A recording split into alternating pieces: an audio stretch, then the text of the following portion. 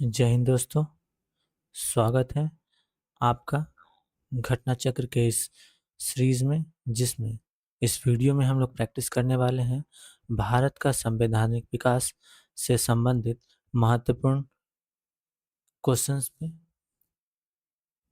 तो चलिए बिना किसी बकवास के शुरू करते हैं क्वेश्चन प्रैक्टिस। मैं हूं Prabhat Ranjan, Indian railway technician. तो पहला क्वेश्चन है,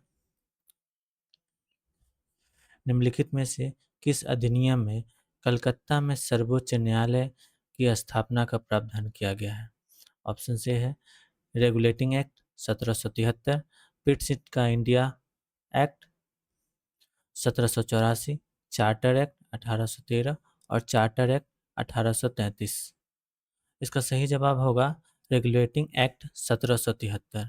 रेगुलेटिंग एक्ट 1773 के अधिनियम के द्वारा ही 1774 में कलकत्ता में सर्वोच्च न्यायालय की स्थापना किया गया था। तो सही जवाब हो जाएगा ऑप्शन नंबर ए, रेगुलेटिंग एक्ट 1773। अगला प्रश्न है, सर्वोच्च न्यायालय की स्थापना के संबंध में निम्नलिखित में से कौन सा या कौन से कथन सही है? पहला कथन है, कलकत्ता में सर्वोच्च न्यायालय की स्थापना 1773 के रेगुलेटिंग एक्ट के द्वारा की गई थी। ये तो सही कथन है। दूसरा है, लेमेस्टर इस न्यायालय के प्रथम मुख्य न्यायाधीश थे। ये गलत है। लेमेस्टर नहीं बने थे, इसके जगह पे बने थे सर एलिजा इम्पे। फर्स्ट मुख्य न्यायाधीश बने थे। तो सही होगा केवल एक। अगला प्रश्न है,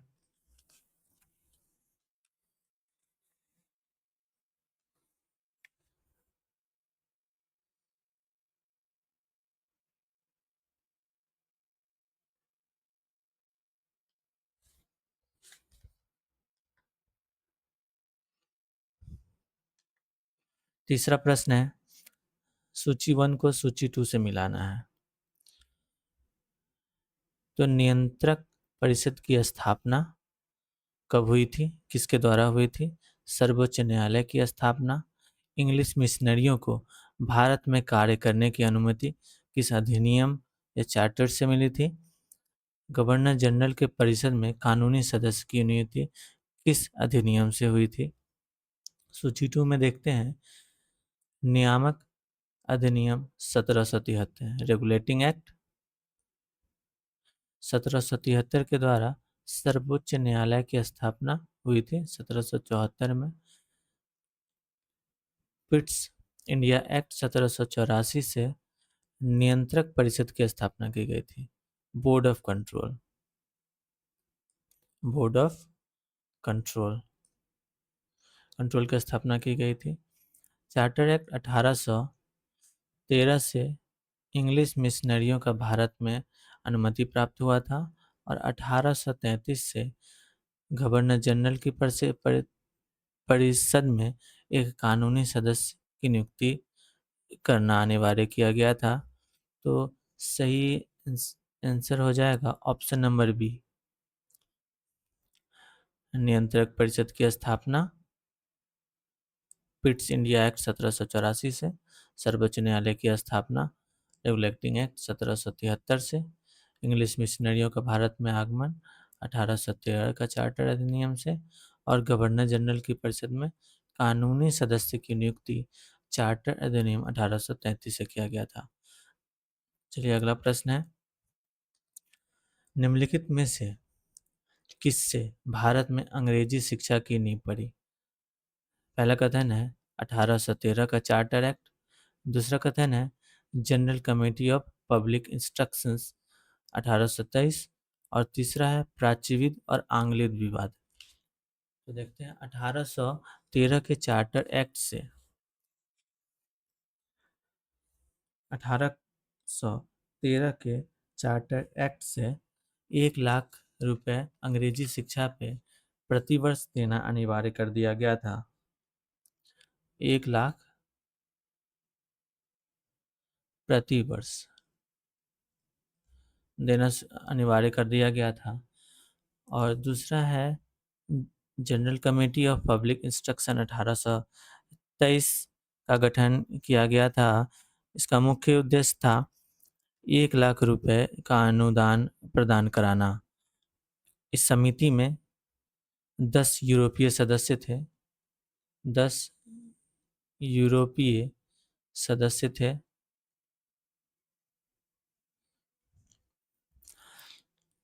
जिसने आंग्लविद और प्राच्यविद आंग्लविद और प्राच्यविद दोनों का दोनों का समर्थन किया था। जिसमें आंग्लविद का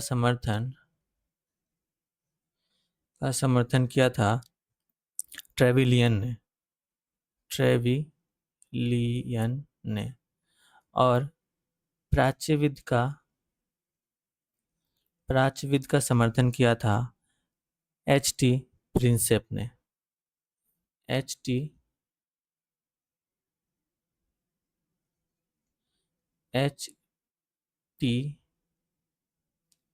प्रिंसेप ने।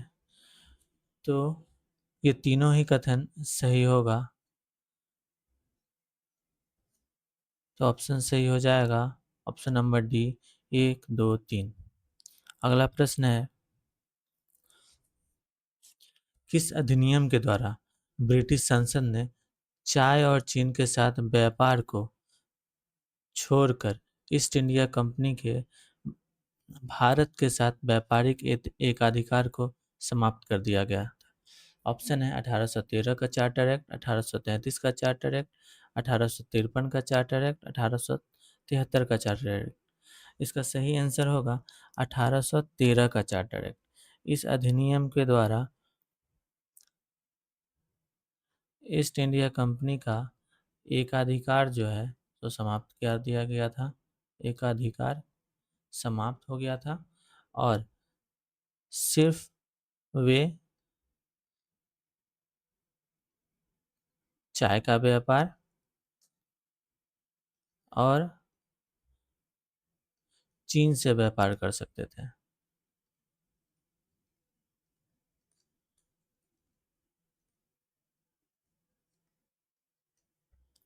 तो इसका सही आंसर हो जाएगा 1813 का चार्टर अधिनियम। अगला प्रश्न है, ब्रिटिश संसद ने किस अधिनियम ने भारत में व्यापार पर ईस्ट इंडिया कंपनी के एकाधिकार को समाप्त कर दिया था? एकाधिकार को समाप्त कर दिया था 1813 के चार्टर एक्ट से और पूर्णतः समाप्त कर दिया था 1833 के चार्टर एक्ट से। तो इस प्रश्न का आंसर हो जाएगा ऑप्शन नंबर सी। अगला प्रश्न है, चार्टर एक्ट 1813 के संबंध में निम्नलिखित कथनों पर विचार कीजिए। पहला कथन है, इसने भारत में ईस्ट इंडिया कंपनी के व्यापार एकाधिकार को चाय का व्यापार और चीन के साथ व्यापार छोड़कर समाप्त कर दिया था। यह कथन बिल्कुल सही है। इसने कंपनी द्वारा अधिकार में लिए गए भारतीय राज्य क्षेत्र पर ब्रिटिश राज्य की संप्रभुता को सुदृढ़ कर दिया था। नहीं, ये कथन गलत है। एकाधिकार जो है सो 1858 के चार्टर एक्ट से हुआ था। और तीसरा कथन है, भारत का राजस्व अब ब्रिटिश संसद के नियंत्रण में आ गया था। यह सही जवाब होगा।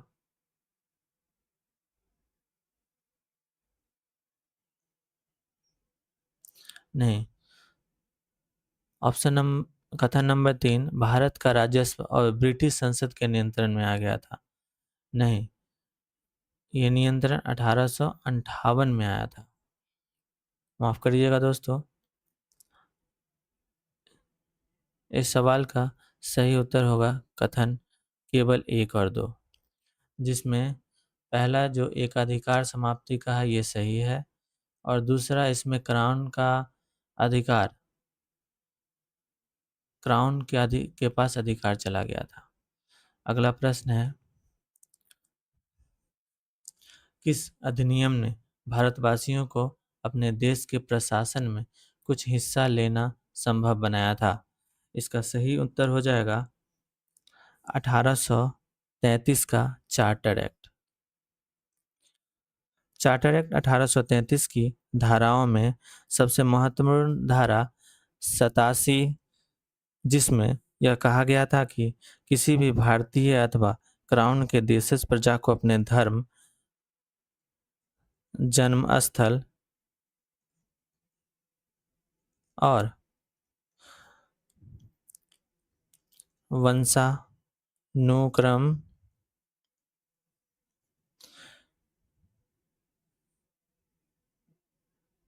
के अधीन सेवाओं से अयोग्य नहीं माना जा सकता है। कालांतर में राजनैतिक आंदोलन में 1833 एक्ट की यह धारा प्रशासन में भागीदारी की मांग हेतु मुख्य आधार बनी। अगला प्रश्न है, भारत परिषद अधिनियम 1861 के संबंध में निम्न कथनों को पढ़कर सही विकल्प चुनें। इस अधिनियम के फलस्वरूप गवर्नर जनरल की कार्यपालिका परिषद में कुल सदस्यों की संख्या 7 हो गई, जो गलत है। 7 नहीं, 6 हुई थी। विधि निर्माण के लिए अतिरिक्त सदस्यों की संख्या कम से कम 6 और अधिक से अधिक 12 कर दी गई थी। ये सही जवाब है। प्रांतीय और केंद्रीय विषयों में किसी प्रकार तरह का भेदभाव नहीं रखा गया था। ये भी सही जवाब है। तो सही कथन सही हो जाएगा 2 और 3। अगला प्रश्न है, भारत परिषद अधिनियम 1892 के संबंध में निम्न कथनों को पढ़कर सही विकल्प चुनें। इसे 20 जून 1892 को लागू किया गया था। गलत। 20 जून 1892 को शाही स्वीकृति मिली थी।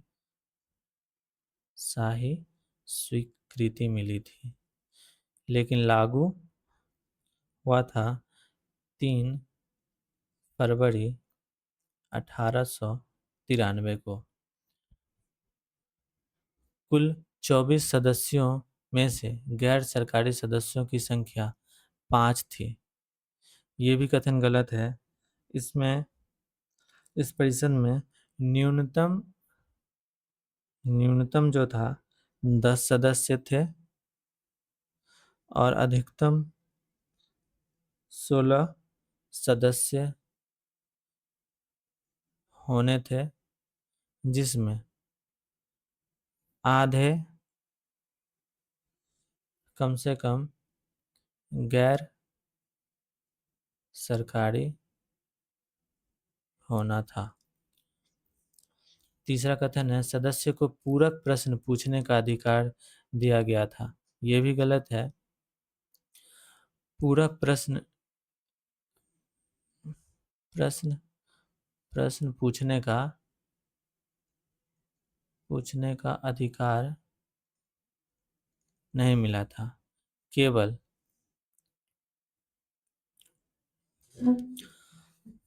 वार्षिक बजट पर चर्चा करने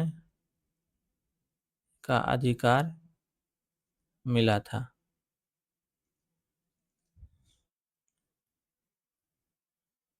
वो भी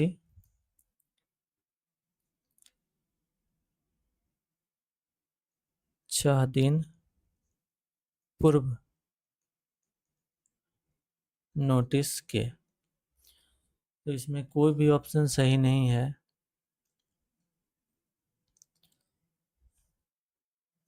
अगला प्रश्न है,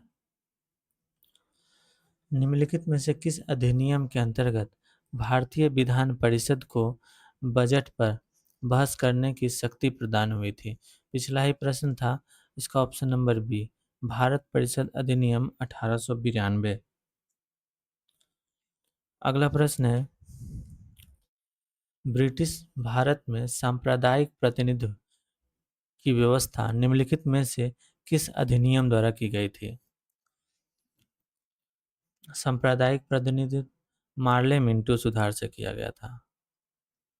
मार्ले मिंटो सुधार 1909 से किया गया था, जिसमें मुसलमानों को के लिए पृथक निर्वाचन मंडल का प्रावधान किया गया था। मुसलमानों के लिए पृथक निर्वाचन मंडल की स्थापना की गई थी या प्रावधान किया गया था। अगला प्रश्न है, 1909 का अधिनियम संबंधित था 1909 का अधिनियम संबंधित था मार्ले मिंटो सुधार से जिसमें प्र, प्रमुख था सांप्रदायिक निर्वाचन, जिसके तहत मुसलमानों को पृथक निर्वाचन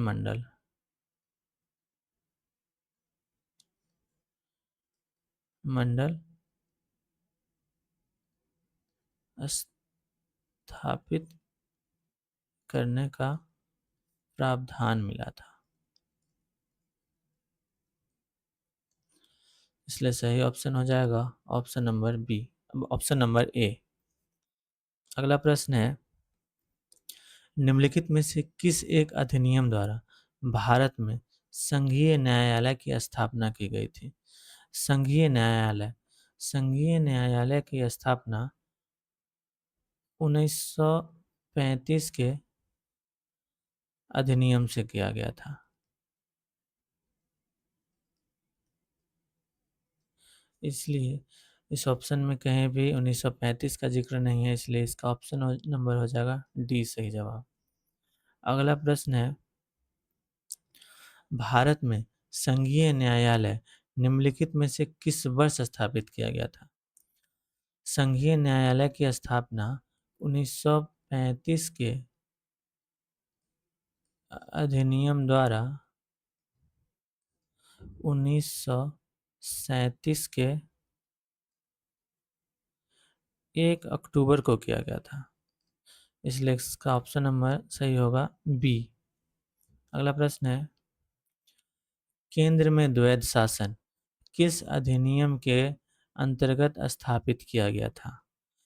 केंद्र में द्वैध शासन भारत सरकार अधिनियम 1935 के द्वारा किया गया था। केंद्र में द्वैध शासन भारत सरकार अधिनियम 1935 के द्वारा किया गया था और राज्य में प्रांत में 1919 के अधिनियम से किया गया था। अगला प्रश्न है, निम्नलिखित में से किस अधिनियम ने केंद्र में द्वैध शासन प्रणाली को स्थापित किया? पिछला ही प्रश्न है, ऑप्शन नंबर ए। अगला प्रश्न है, 1919 के भारत शासन अधिनियम में निम्नलिखित में से कौन सा प्रमुख विशेषता है? पहला कथन है, प्रांतों की कार्यकारिणी सरकार में द्वैध शासन की व्यवस्था। सही जवाब है, सही कथन है। मुसलमानों के लिए पृथक सांप्रदायिक निर्वाचन मंडल की व्यवस्था, ये गलत है। ये 1909 के अधिनियम से किया गया था। और तीसरा है, केंद्र द्वारा प्रांतों को विधायी शक्ति का हस्तांतरण हस्तांतरण ये सही जवाब है।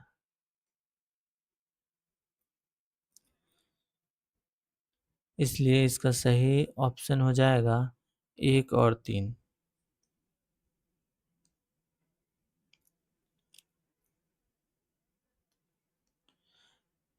अगला प्रश्न है,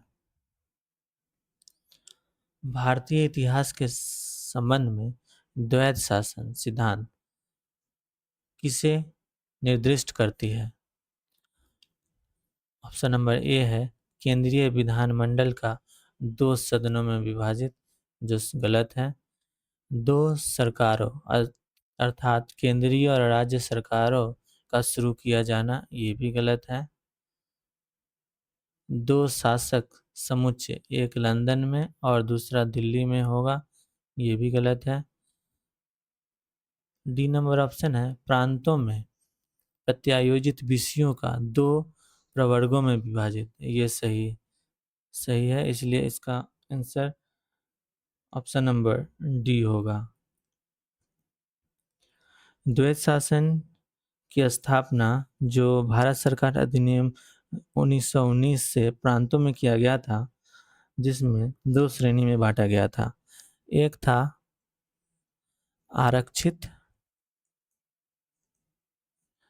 आरक्षित एवं दूसरा था हस्तांतरित। अगला प्रश्न है भारत सरकार अधिनियम 1919 में प्रांतीय सरकार के कार्य आरक्षित और अंतरित रिजर्व और ट्रांसफर्ड विषयों के अंतर्गत बांटे गए थे। निम्नलिखित में से आरक्षित विषय माने गए हैं। आरक्षित विषय माने गए थे, कथन है न्याय प्रशासन, स्थानीय स्वशासन, भू राजस्व और पुलिस। इसमें से स्थानीय स्वशासन जो ट्रांसफर्ड कैटेगरी के थे, और तीनों 1, 3 और 4 न्याय प्रशासन, भू राजस्व और पुलिस, ये संबंधित थे आरक्षित विषय से, इसलिए इसका ऑप्शन नंबर सही हो जाएगा 1, 3, 4।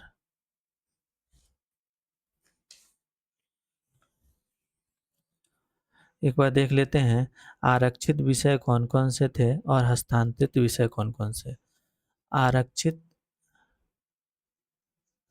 विषय और अंतरित विषय।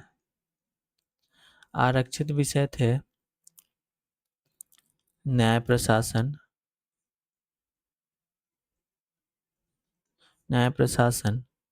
भू राजस्व,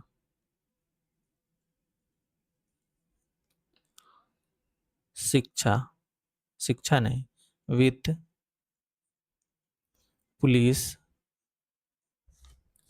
सिंचाई इत्यादि। और अंतरित विषय थे स्थानीय स्वशासन,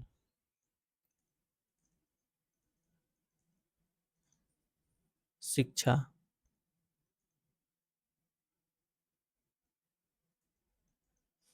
स्वास्थ्य, कृषि इत्यादि। अगला प्रश्न है किस अधिनियम ने प्रांतों में द्वैध शासन प्रणाली की स्थापना की थी? यह पहले भी हुआ था। ऑप्शन नंबर बी 1919 का भारत सरकार अधिनियम। अगला प्रश्न है भारतीय विधान पालिका प्रथम बार द्विसदनीय बनाई गई। भारतीय विधान पालिका प्रथम बार द्विसदनीय बनाई गई। इसमें द्विसदनीय बनाई गई, इसका सही जवाब है ऑप्शन नंबर सी 1919 के भारत सरकार अधिनियम के द्वारा। अगला प्रश्न है केंद्र में कौन सा एक्ट द्विसदनीय विधायिका लाया? द्विसदनीय विधायिका फर्स्ट टाइम तो 1919 में ही आया था, इसलिए ऑप्शन नंबर सी सही जवाब होगा। अगला प्रश्न है 24 नंबर, निम्नलिखित कथनों पर विचार कीजिए। 1919 के मॉन्टेग्यू चेम्सफोर्ड सुधारों में 21 वर्ष से अधिक आयु की सभी महिलाओं के लिए मताधिकार की संस्तुति की गई थी, जो गलत है। 1919 नहीं 1935 के अधिनियम द्वारा किया गया था। 1935 के गवर्नमेंट ऑफ इंडिया एक्ट में विधानमंडल में महिलाओं के लिए आरक्षित स्थानों का प्रावधान किया गया था। यह सही जवाब है, इसलिए ऑप्शन नंबर सिर्फ केवल 2। अगला प्रश्न है, भारतीय सिविल सेवक के संदर्भ में निम्नलिखित कथनों में से कौन सा कथन सही है? भारत सरकार अधिनियम 1919 में भारतीय सिविल सेवा के लिए एक अलग परीक्षा का प्रावधान किया गया जो भारत में ही होनी थी।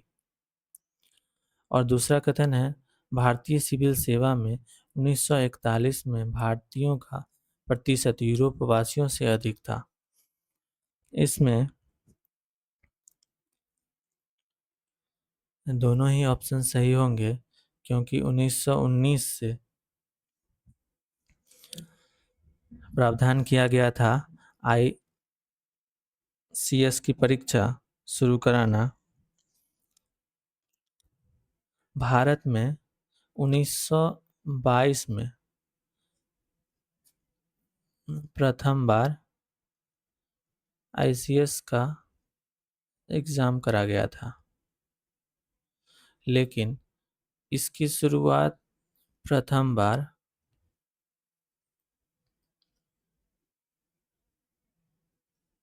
लंदन में 1854 में शुरू किया गया था।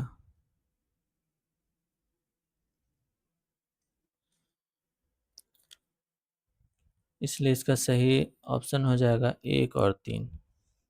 अगला प्रश्न है, निम्नलिखित में से किस अधिनियम द्वारा चैम्बर ऑफ प्रिंसेस की व्यवस्था की गई थी? चैम्बर ऑफ प्रिंसेस की व्यवस्था 1919 के अधिनियम से किया गया था। वर्ष 1919 के भारत शासन अधिनियम को ब्रिटिश शाही स्वीकृति मिलने के साथ 23 दिसंबर 1919 की ब्रिटिश किंग जॉर्ज पंचम की उद्घोषणा के माध्यम से भारतीय रियासतों के लिए 120 सदस्यों का चैम्बर ऑफ प्रिंसेस, जिसे नरेंद्र मंडल भी कहा जाता था, की व्यवस्था की गई थी, जिसका उद्घाटन 1921 के फरवरी में किया गया था। इसलिए इसका सही आंसर होगा ऑप्शन नंबर ए। अगला प्रश्न है, केंद्रीय विधानसभा निम्नलिखित में से कौन सा निर्वाचन भारत शासन अधिनियम 1919 के तहत हुआ था?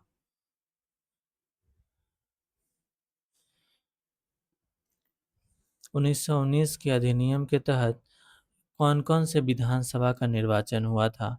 ऑप्शन ए है 1926, 1937 और 1945। इसमें से 1926 और 1945 सही जवाब होगा, इसलिए ऑप्शन ए और सी, ऑप्शन नंबर सी। अगला प्रश्न है, भारत शासन अधिनियम 1919 के तहत किस वर्ष में अंतिम निर्वाचन हुआ था? पिछला ही प्रश्न में था, अंतिम निर्वाचन 1945 में किया गया था। अगला प्रश्न है, राष्ट्रपति की अध्यादेश निर्गत करने की शक्ति प्रेरित है? ऑप्शन है भारत सरकार अधिनियम 1919, भारत सरकार अधिनियम 1935, भारत सरकार अधिनियम 1909, भारत सरकार अधिनियम 1947। इसका सही ऑप्शन होगा ऑप्शन नंबर बी, 1935। अगला प्रश्न है, निम्नलिखित में से किस अधिनियम द्वारा संवैधानिक निरंकुशता सिद्धांत कॉन्स्टिट्यूशनल ऑटोक्रेसी प्रवृत्त किया गया था? इसका भी सही जवाब होगा 1935 के भारत शासन अधिनियम से। कॉन्स्टिट्यूशनल ऑटोक्रेसी संवैधानिक निरंकुशता का मतलब होता है, संविधान तो होता है, संविधान होता है, लेकिन सत्ताधारी जो होते हैं उनको असीमित या निरंकुश शक्ति प्राप्त होता है, निरंकुश शक्ति प्राप्त होता है। चलिए अगला प्रश्न है, भारत के संविधान में केंद्र राज्यों के बीच भारत के संविधान में केंद्र और राज्यों के बीच किया गया विभाजन शक्तियों का विभाजन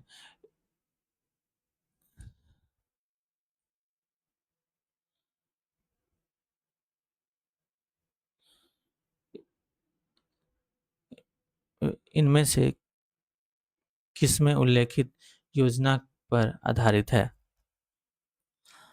ऑप्शन नंबर ए है मार्ले मिंटो सुधार,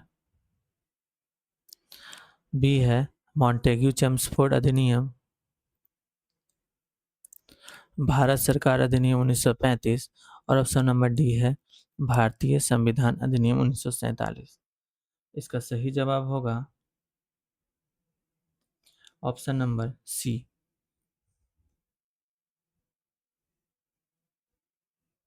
ऑप्शन नंबर सी, भारत सरकार अधिनियम 1935।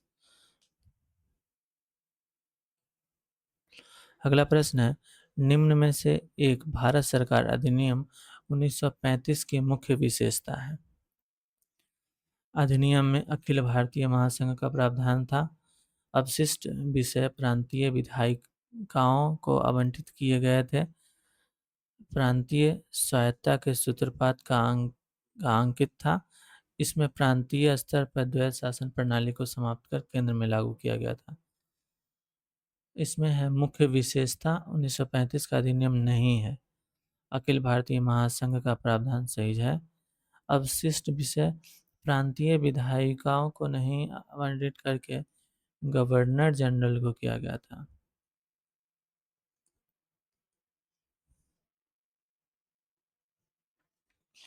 और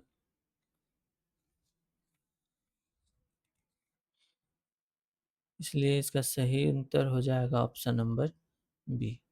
अगला प्रश्न है, निम्नलिखित में से किसने ब्रिटिश भारत में प्रांतीय स्वायत्तता शुरू की थी? प्रांत की स्वायत्तता शुरू किया गया था 1935 के अधिनियम से। अगला प्रश्न है, एक संघीय व्यवस्था और केंद्र में द्वैध शासन भारत में लागू किया गया था 1935 के अधिनियम से। अखिल भारतीय महासंघ स्थापित करने का प्रावधान शामिल किया गया था 1935 के अधिनियम से। अगला प्रश्न है, निम्नलिखित में से किस एक अधिनियम ने भारत में संघीय शासन की व्यवस्था की थी? ऑप्शन नंबर सी, भारत सरकार अधिनियम 1935।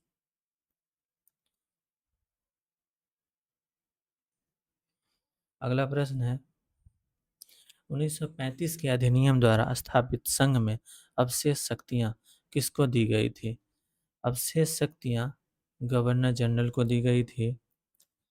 अगला प्रश्न है, भारत सरकार अधिनियम 1935 के संदर्भ में निम्नलिखित कथनों पर विचार कीजिए। पहला है, इसमें ब्रिटिश भारतीय प्रांतों और देशी रियासतों को मिलाकर एक अखिल भारतीय संघ की स्थापना का प्रावधान किया गया था, जो एकदम सही है। रक्षा और विदेश संबंधी मामलों को परिसंघीय विधानमंडल के नियंत्रण के अधीन रखा गया था। नहीं, परिसंघीय विधानमंडल के अधीन नहीं है, इसे गवर्नर जनरल के अधीन किया गया था। इसलिए इसका ऑप्शन होगा केवल एक। अगला प्रश्न है, भारत शासन अधिनियम 1935 के तहत प्रस्तावित संघीय प्रणाली थी all India federation, Akhil Bharatiya संघ, भारत संघ, फेडरेशन ऑफ इंडिया, संयुक्त भारत, यूनाइटेड इंडिया, भारतीय परिसंघ, इंडियन कॉन्फ्रेंस। इसका सही ऑप्शन होगा ऑप्शन नंबर बी। अगला प्रश्न है, निम्नलिखित में से कौन भारत सरकार अधिनियम 1935 की एक विशेषता में से नहीं है? विशेषता में से नहीं है क्या? गवर्नर जनरल की कार्यकारिणी परिषद का गठन, प्रांतीय स्वायत्तता, 1935 के अधिनियम का मूल्यांकन नहीं किया गया था इसमें। अगला प्रश्न है, निम्नलिखित में से कौन सा एक भारत शासन अधिनियम 1935 में स्वीकार किया हुआ महत्वपूर्ण और स्थायी अवयव नहीं है? पहला है देश के लिए लिखित संविधान। देश के लिए लिखित संविधान। देश के लिए लिखित संविधान का कोई उल्लेख नहीं है इसमें। अगला प्रश्न है 1935 का गवर्नमेंट ऑफ इंडिया एक्ट क्यों महत्वपूर्ण है? क्यों महत्वपूर्ण है?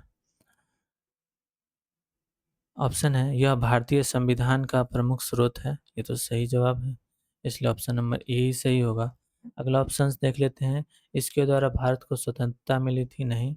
इसमें भारत विभाजन उल्लेखित है, नहीं। इसके द्वारा रियासतें समाप्त हुई थी, नहीं, इसलिए ऑप्शन नंबर ए सही जवाब होगा। अगला प्रश्न है 43, निम्नलिखित में से किस अधिनियम ने बिहार के एक सदनीय विधानमंडल को द्विसदनीय में बदल दिया गया था? इसका सही आंसर होगा भारत शासन अधिनियम 1935। भारत शासन 1935 के द्वारा छह प्रांतों को अलग किया गया था, जिसमें पहला था बम्बई, दूसरा था मद्रास, तीसरा था बंगाल, चौथा था बिहार,